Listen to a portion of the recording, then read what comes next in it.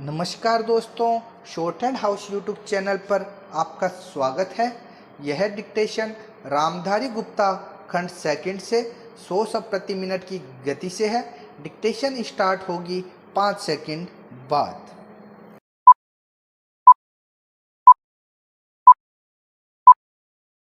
Start. महोदय, सूर्य से प्राप्त होने वाली ऊर्जा विज्ञान का विषय है, परंतु आज ऊर्जा संसाधनों का जो संकट हमारे सामने उपस्थित है, उसको देखते हुए हमारी आशाएं सूर्य और उससे मिलने वाली ऊर्जा पर टिकी है। यूँ यह विषय सामान्य हित का है और उसमें हमारी समान अभिरुचि भी दिख पड़ती है। अतः इस पाठ में सौर ऊर्जा की संकल्पना और उसकी उपयोगिता पर स्फुट विचार अर्ध तकनीकी भाषा में यहाँ प्रस्तुत है। ऊर्जा संसार के प्राणियों के जीवित रहने और दैनिक कार्यों के लिए परम आवश्यक है।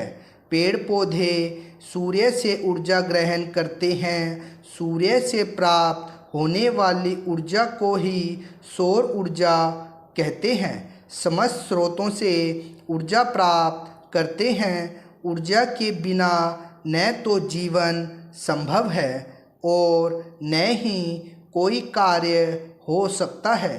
इसीलिए मानव प्राचीन युग से लेकर आज तक ऊर्जा प्राप्ति के लिए अनेक स्रोतों और प्रक्रियाओं को खोजता रहा है। ऊर्जा जिन साधनों से प्राप्त होती रही है, उन्हें हम ऊर्जा प्राप्ति के पारंपरिक स्रोत कहते हैं। स्रोत है लकड़ी, कोयला, पेट्रोल, मिट्टी का तेल आदि। इनसे हम ऊर्जा प्राप्त करते हैं। वायु और जल को भी ऊर्जा के स्रोत के रूप में प्रयोग किया जाता रहा है। आधुनिक युग में विज्ञान ने ऊर्जा के और नए स्रोत निकाले हैं। इन्हें आजकल गैर पारंपरिक स्रोत कहा जाता है। आज ऊर्जा के अनेक रूप हमें ज्ञात है। ईंधन वाली ऊर्जा, पवन ऊर्जा, जल ऊर्जा, जीवाश्मी ऊर्जा या जमीन के नीचे पथराए ईंधन वाली ऊर्जा, गैस ऊर्जा, परमाणु ऊर्जा, तापीय ऊर्जा, भूतापीय ऊर्जा, ज्वार ऊर्जा आदि। पारंपरिक स्रोतों से निकलने वाली ऊर्जा की कमी के कारण गैर पारंपरिक स्रोतों की खोज का काम आज बड़ी तेजी से किया जा रहा है। भारत दुनिया का पहला देश है जिसने सन 1950 से ही सौर ऊर्जा का प्रयोग आरंभ किया।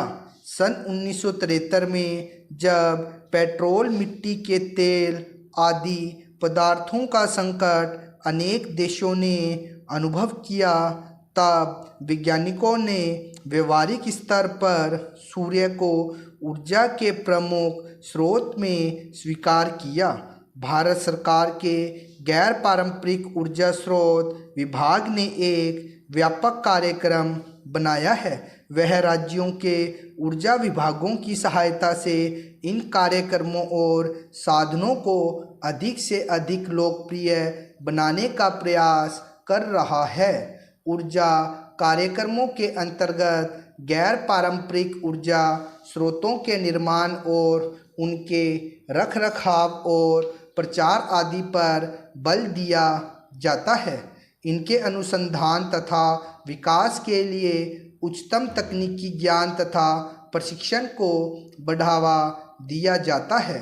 सौर ऊर्जा हमारे अनेक कार्यों में उपयोगी सिद्ध हो सकती है। सौर ऊर्जा से बिजली भी पैदा की जाती है, जिससे घरों में और सड़कों पर प्रकाश होता है। सौर ऊर्जा से solar cooker, solar heater, solar dryer, solar refrigerator इत्यादि का विकास राष्ट्रीय भौतिकी प्रयोगशालाओं में हो रहा है। सोलर कुकर संदूक के आकार का होता है जो धूप वाले दिनों में 2 घंटे में दाल चावल आदि पका सकता है।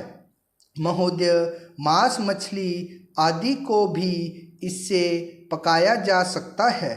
सोलर हीटर सार्वजनिक स्थानों जैसे अस्पताल, होटल, कारखाने आदि में पानी गर्म करने के लिए काम में लाए जाते हैं। सोलर ड्रायर की सहायता से अनाज, तंबाकू, नारियल, इमारती लकड़ियां आदि को सुखाया जाता है। अब तो ऐसे सौर संयंत्रों का विकास किया जा रहा है जिनसे समुद्र जल के खारेपन को दूर किया जा सकता है। सौर ऊर्जा से हमारे दूर दराज के गांव भी अब प्रकाश से जगमगा उठेंगे और गांव भी शहरों की तरह सभी आधुनिक साधनों से संपन्न हो जाएंगे। हम भारतवासी सौभाग्यशाली है कि हमारे देश में सौर ऊर्जा 12 महीने सुलभ है। हमें चाहिए कि हम सौर ऊर्जा का भरपूर लाभ उठाएं।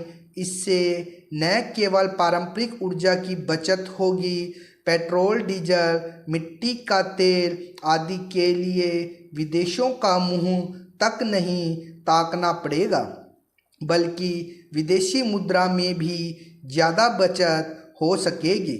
निसंदेह सौर ऊर्जा की क्रांति से सामान्य व्यक्ति को लाभ मिलेगा और देश चहुमुखी विकास का स्वप्न साकार कर सकेगा। चुनाव के पहले की स्थिति से देश गुजर रहा है। देश का लाखों करोड़ों का खर्च चुनाव पर होता है, चुनाव प्रक्रिया पर होता है। अतिरिक्त इसके चुनाव प्रत्याशी भी लाखों करोड़ों का खर्च करते हैं। जन जन तक पहुंचने के लिए, जन नेता बनने के लिए अशिक्षित जनता भीड़ देखती है, दिखावा देखती है, प्रदर्शन देखती है, फिर कुछ छोटे मोटे लालच भी काम करते हैं और जनता गुमराह हो जाती है।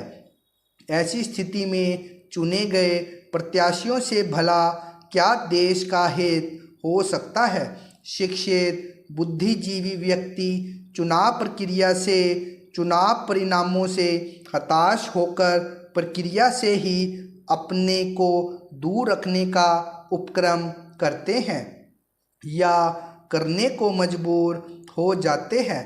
लंबी खड़ी कतारों में अपना समय नहीं लगाना चाहते।